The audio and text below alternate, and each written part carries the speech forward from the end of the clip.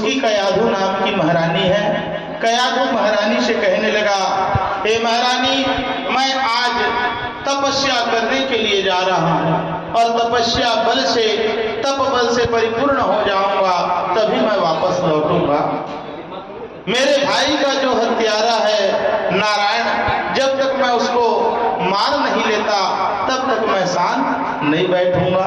कयाधु महारानी है, मन में धर्म का भाव है, अपने पति को समझा भी नहीं पाती क्योंकि बड़ा ही क्रूर है, दुष्ट है। अरे भाई, जो पापी था उसका प्राणांत हुआ और तुम्हें उस पाप कर्म में नहीं लगना है। अरे भाई, तुम्हारे भाई ने पाप कर्म किया तो भगवान नारायण ने उसका प्राणांत किया, लेकिन दुष्ट है, दैत्य है। यह जो हिरण्यकश्यपु है वह तपस्या करने के लिए जा रहा है। जैसे ही तपस्या करने के लिए आज्ञा लेकर के निकला, वन में गया, वन में जाकर के तपस्या करने लगा। एक हरे भरे वट वृक्ष के नीचे में बैठ गया, पद्मासन लगा लिया और पद्मासन लगा करके ब्रह्मा जी का ध्यान करने लगा। ब्रह्मा जी को प्रसन्न करना चाहता है और उनसे वरदान लेना चाहता है। तपस्या कर रहा है और वरदान लेने के लिए जैसे ही आसन लगा करके बैठा, शांत मन से ध्यान करने लगा, वैसे ही एक सुख जो है तोता उस पेड़ के ऊपर में आकर के बैठ गया। वह जो सुख है नारायण नारायण करके चिल्लाने लगा। यह जो हिरण्यकश्यपु है दैत्य, उसकी जो साधना है वह भंग हो गई। उसका ध्यान उस तोते के ऊपर गया और जैसे ही कंकड़ लेकर के फिर मारने के लिए किया, वह जो तोता है और जोर जोर से नारायण नारायण करके चिल्लाने लगा। यह जो हिरण्यकश्यपु है वापस अपने घर को लौट गया। अपनी कयाधु महारानी से कहने लगा कि आज मैं तपस्या नहीं कर पाया, कल से मैं तपस्या के लिए जाऊंगा। अब कयाधु महारानी के भीतर में मन में संशय है, अरे भाई, अभी मेरे को बोल के गए थे जब तक तपस्या पूरा नहीं होगा तब तक मैं इस घर में वापस नहीं लौटूंगा। लेकिन दुष्ट है, यदि मैं पूछ लूंगी क्यों वापस आ गए तो मेरे को ही मारपीट करना चालू कर देंगे। इधर कयाधु महारानी ने देखा कि क्रोध से युक्त है, जाकर के खटरस भोजन बनाना चालू कर दिया। क्योंकि दैत्य है, भोजन प्रिय है, अच्छा अच्छा व्यंजन चाहिए खाने के लिए, नाना नाना भांति प्रकार के। तो कयाधु महारानी चली गई और व्यंजन का निर्माण करने लगी। जैसे ही भोजन का समय हुआ, यह जो हिरण्यकश्यपु है आसन पर आकर के बैठा, लेकर के सुंदर सुंदर भोजन इस हिरण्यकश्यपु को कराने लगी। हिरण्यकश्यपु कहने लगा कि हे महारानी, आज मैं तपस्या करने के लिए गया था, लेकिन आज का समय जो है वह अच्छा नहीं था। अच्छा इसलिए नहीं था क्योंकि मैं जब गया तो एक जो सुख है, जिस स्थान पर बैठ करके तपस्या कर रहा था उसी के ऊपर में आकर के बैठ गया। अब कयाधु महारानी के मन में शंका, अरे भाई, तोता आया पेड़ के ऊपर में बैठ गया तो उससे क्या अपशगुन हो गया। भाई, तोता आकर के बैठा, यह तो शुभ है। धीरे धीरे करके एक से एक व्यंजन ला करके देती, खिलाते हुए बार बार पूछने लगी, हे महाराज क्या हुआ ऐसा? यह तो छोटी सी बात है, आपको तो अपना तपस्या जारी करना था। यह जो दैत्य है कहने लगा कि आश्चर्यचकित घटना हुई मेरे साथ।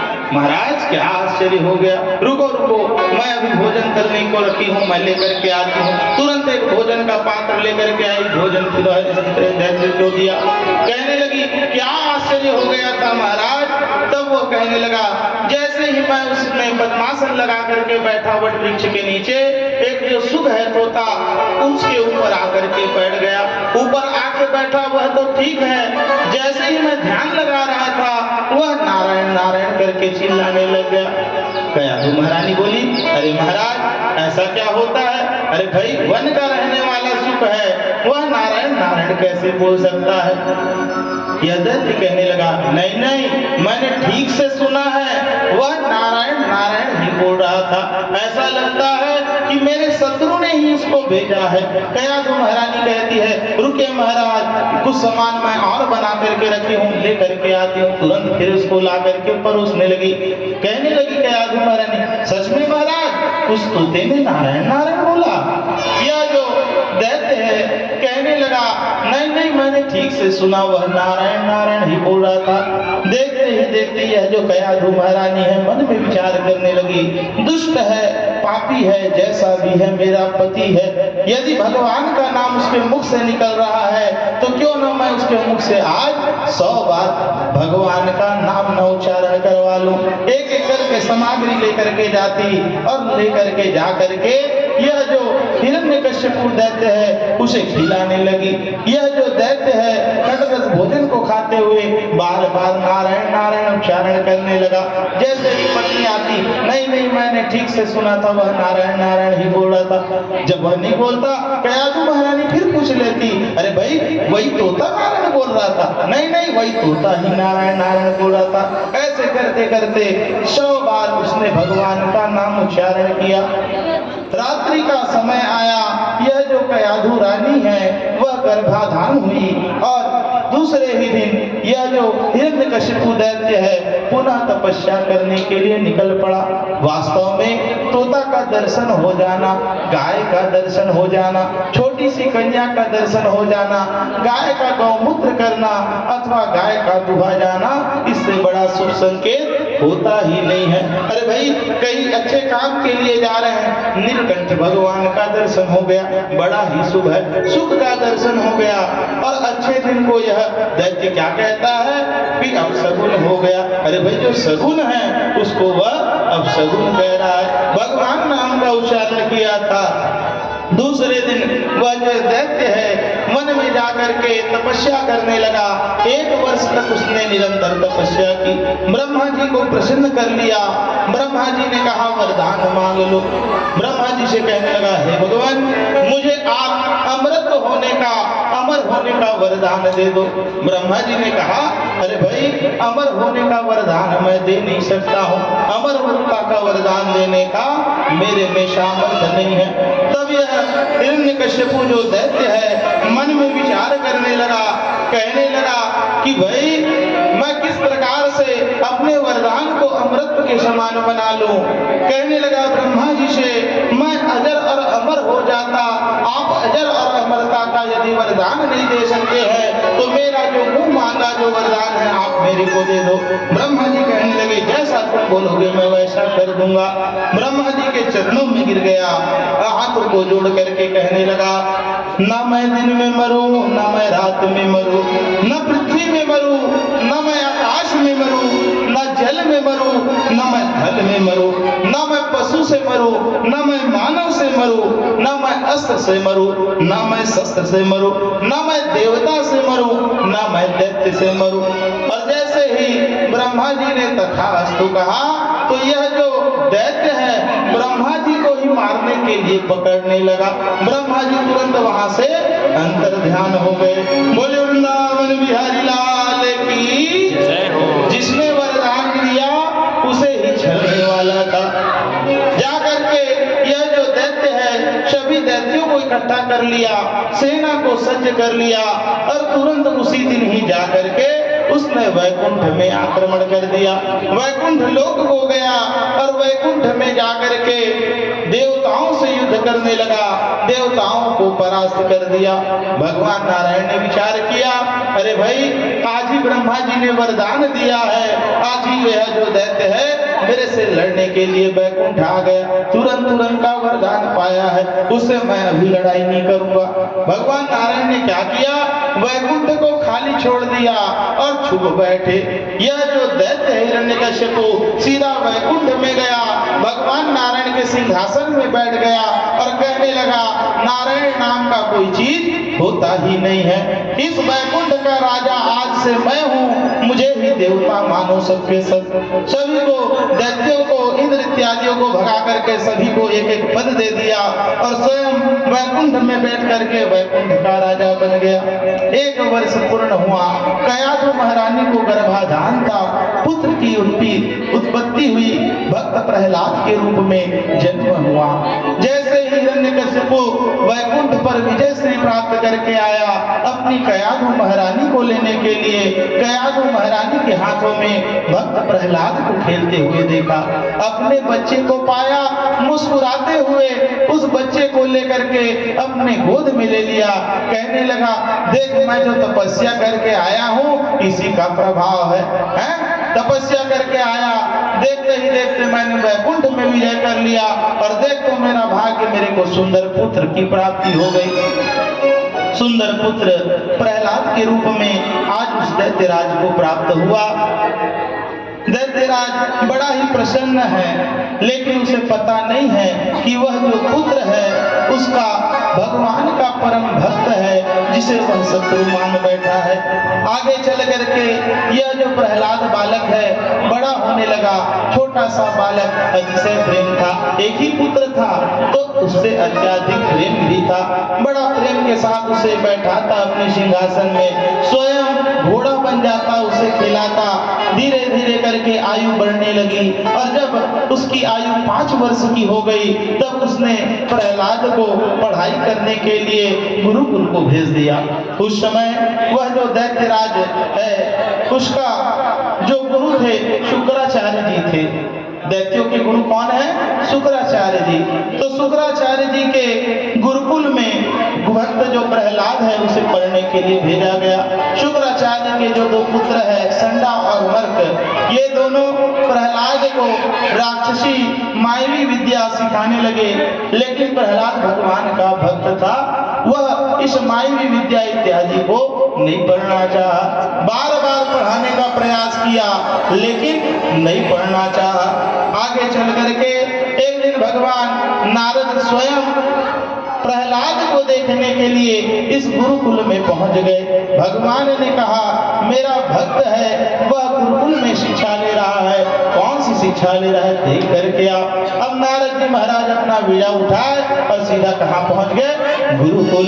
श्रीमन नारायण नारायण नारायण, श्रीमन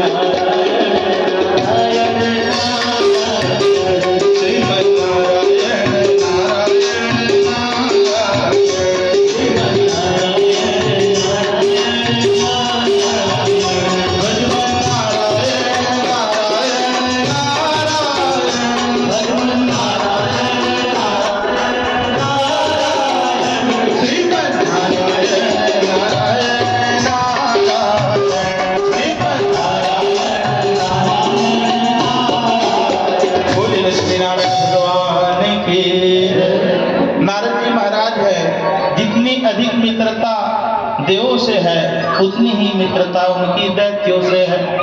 सभी का हालचाल लेते रहते हैं नारद जी महाराज।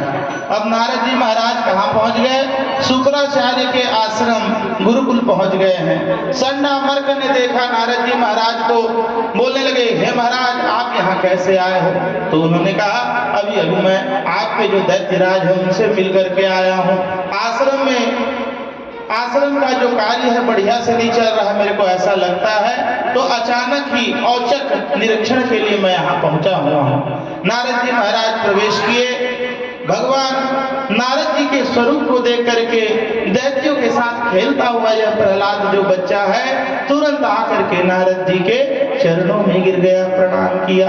और जैसे ही प्रणाम किया नारद जी को समझ में आ गया यह भक्त राज प्रहलाद ही है, मेरे भगवान मेरे प्रभु का भक्त है। जैसे ही प्रहलाद जी ने प्रणाम किया उन्होंने कहा, आयुष्यमस्तु, तुम दीर्घायु हो जाओगे।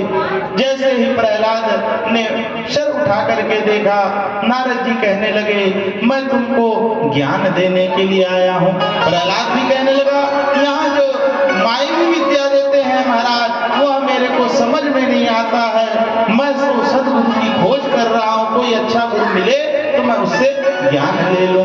आज नारद जी महाराज ने आत्मज्ञान, प्रभु ज्ञान उनको प्रहलाद जी को प्रदान कर दिया। प्रहलाद जी ने ज्ञान प्राप्त कर लिया। नारद जी महाराज अपना वीणा उठाए और वापस चले गए। इधर जो प्रहलाद है वह गुरुकुल की शिक्षा लेने लगा। गुरुकुल की शिक्षा जब प्रारंभ हो गई, चंडा मर्ग जब बढ़ाने को लगते तो प्रहलाद उस पर ध्यान नहीं देते, और जैसे ही संडामर्क आश्रम से बाहर जाते तो प्रहलाद स्वयं बाकी जो दैत्य के बच्चे हैं उन सबको धर्म का ज्ञान देते। कैसे पढ़ाते भाई, गिनती भी पढ़ा रहे तो एक एक एक घट घट में प्रभु को दे, दो दो दो प्रभु बिन दूजा न को, एक एक एक घट घट में प्रभु को दे, दो दो दो प्रभु बिन दूजा न को, तीन तीन तीन हो जाओ प्रभु के भक्ति मेरे, तीन तीन तीन हो जाओ प्रभु के भक्ति मेरे। बोल वृंदावन बिहारी लाल की जय। अब प्रहलाद अच्छी शिक्षा दैत्य राजों को देने लगा। जो दैत्य के बच्चे हैं, जो मानवी विद्या सीखने के लिए आए हुए हैं, उन्हें भी प्रहलाद जी ने क्या किया, भगवान विष्णु का भक्ति ज्ञान देना प्रदान कर दिया। एक दिन की बात है, ये सब दैत्य लोग, दैत्य के जो बच्चे हैं, प्रहलाद जी सभी खेल रहे थे। देखते क्या है, उन्हीं दैत्य में से कोई एक बच्चा है, उसने क्या किया, एक जो घास का ढेर था उसमें जाकर के आग लगा दिया। आग लगा दिया और उसके भीतर में एक मटकी थी जिसमें तुरंत में प्रसव हुआ था बिल्ली के बच्चों का। सभी जो दैत्य हैं कहने लगे, अरे तू जिस प्रभु के बारे में बतलाता है आज तो उसकी परीक्षा हो जाएगी। अरे भाई, यदि भगवान है तो ये जो अग्नि कुंड जल रहा है, यदि इस अग्नि कुंड से बिल्ली के बच्चे बच करके आ जाएंगे तो हम मान लेंगे कि भगवान है। अरे भगवान जिसकी रक्षा करना चाहते हैं, भगवान उसकी रक्षा कर ही डालते हैं। जाको राखे साइया मार सके ना कोई। भगवान ने अद्भुत कृपा किया। यह जो अग्नि है वह जल करके समाप्त हो गई, लेकिन वह जो मटकी है उससे वे जो बिल्ली के जो बच्चे हैं वह जीवित रूप में ही बाहर आ गए। सभी जो दैत्य पुत्र हैं वह भी प्रहलाद जी से कहने लगे, वास्तव में भगवान ने ही उसकी रक्षा की है। एक दिन की बात है, जब प्रहलाद जी पढ़ा रहे थे तो उस समय संडामर्क अचानक ही आश्रम के भीतर प्रवेश हुए। देखे क्या कि यह जो भक्त प्रहलाद है, दैत्य के जो पुत्र हैं, उन सबको विष्णु ज्ञान दे रहा है। अरे भाई, हमारे इस आश्रम का खर्चा रुक जाएगा, हिरण्यकश्यप हमारे इस आश्रम को बंद करवा देगा। काम ना करते हुए प्रहलाद से अनुनय और विनय करने लगे। कहने लगे, हे प्रहलाद, हम जो पढ़ा रहे हैं उसी को जा करके अपने पिता को बताना। अरे भाई, वरना हमारा आश्रम का जो खर्चा आ रहा है उसको यह दैत्यराज बंद करवा देगा। प्रहलाद से कहने लगे, अरे भाई, तू आश्रम में जो भी बदमाशी करेगा उसको हम लोग सहन कर लेंगे, लेकिन जैसा हम शिक्षा देते हैं वही शिक्षा जा करके दैत्यराज को बतलाना। जब छुट्टी हुई आश्रम से, यह जो प्रहलाद बालक है अपने पिता के घर में गया।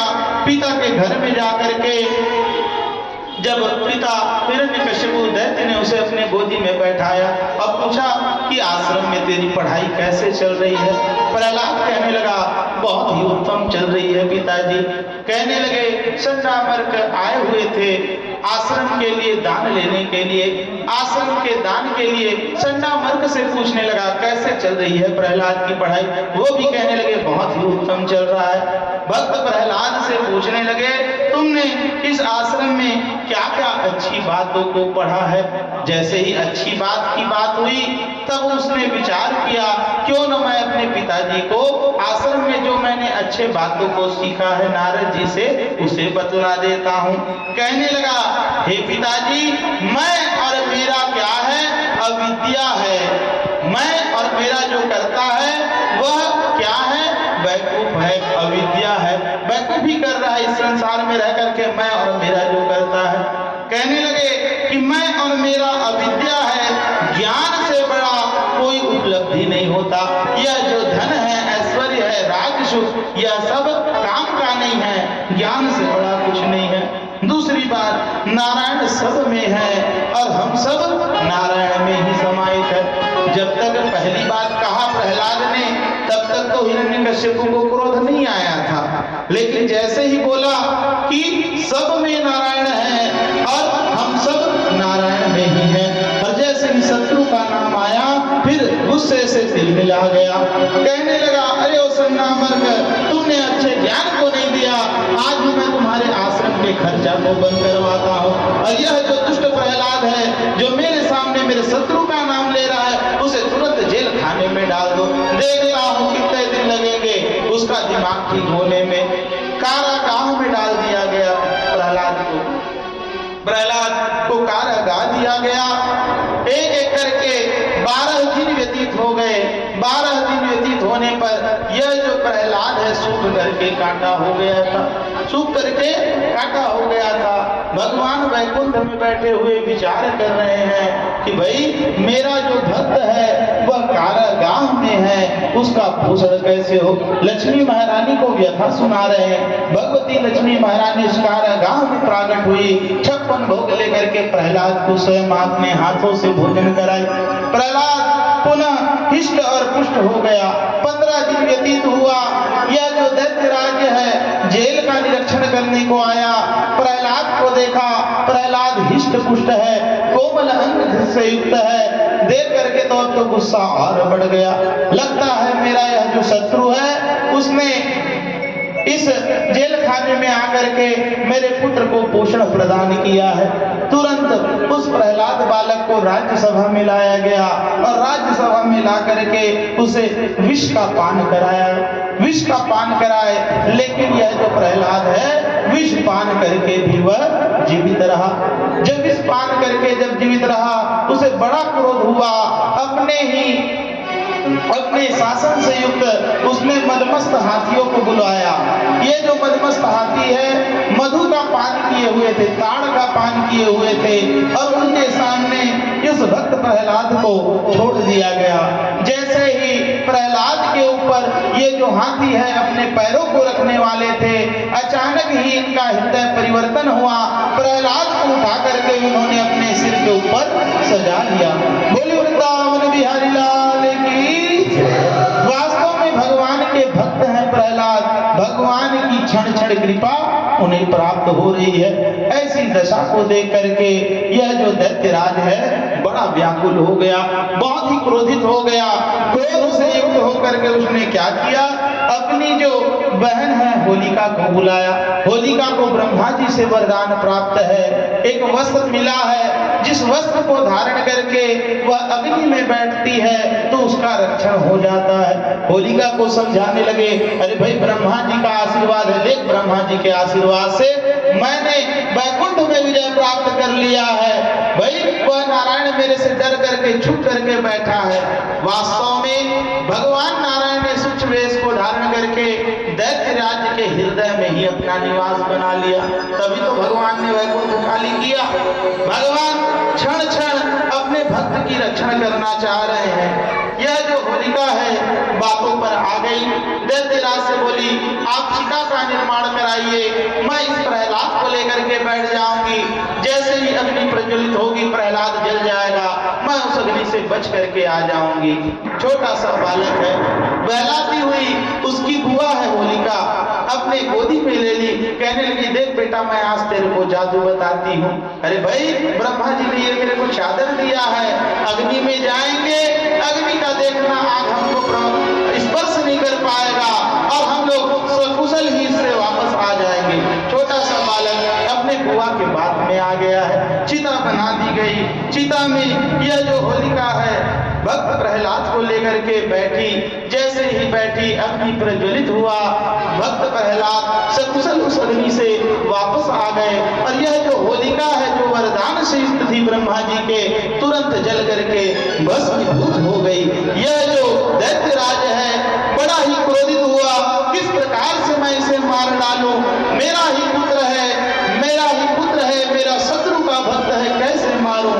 वास्तव में भगवान की कृपा है, हरि व्यापक सर्वत्र समाना, प्रेम ते प्रगट होई मैं जाना।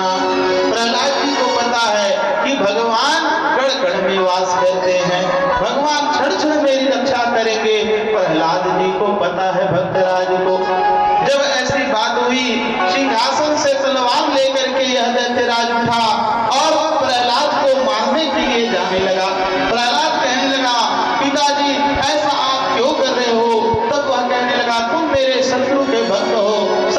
भक्त हो, मैं तुम्हें अभी तत्क्षण मार दूंगा।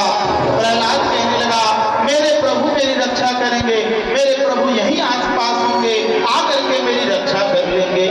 यह जो हिरण्यकश्यप दैत्य कहने लगा, यही है तेरे प्रभु। उसे बड़ा ही क्रोध हुआ, अरे भाई, मेरे ही घर में रह करके मेरा शत्रु विद्यमान है। प्रहलाद से पूछने लगा, कहाँ है मेरा शत्रु? कहने लगे, आप बताओ कहाँ कहाँ पस नहीं है? अरे कण कण में मेरे प्रभु विद्यमान है, हरि व्यापक सर्वत्र समाना, हर चीज में भगवान विष्णु का वास है। कहने लगे, जो आप तलवार रखे हो इसमें भी मेरे प्रभु हैं, यह जो खंभ है इसमें भी मेरे प्रभु है, जो सिंहासन है इसमें भी मेरे प्रभु है, हर चीज में मेरे प्रभु है। मैं तो इतना कहता हूँ पिताजी, आपके भीतर भी मेरे को मेरे प्रभु दिखाई पड़ रहे हैं। अब तो क्रोध से युक्त हो गया हिरण्यकश्यप, तुरंत अपने गदा को उठाया, गदा को उठा करके खंभा में प्रहार किया। खंभा को जैसे ही प्रहार करने वाला था, खंभा के भीतर से गर्जना उत्पन्न हुई। जैसे ही गर्जना उत्पन्न हुई, यह जो हिरण्यकश्यप जो गदा रखा हुआ था, गदा उसके हाथों से छूट गया और भगवान नरसिंह का अवतार लेकर के प्रवेश किए। नरसिंह अवतार को धारण करके भगवान ने हिरण्यकश्यप का वध किया। बोलिए नरसिंह भगवान की जय। भगवान नरसिंह के रूप में पधार चुके हैं। भगवान नरसिंह अवतार धारण करके आए, हिरण्यकश्यप को मार करके अपने दोनों जांघों के बीच रख लिया।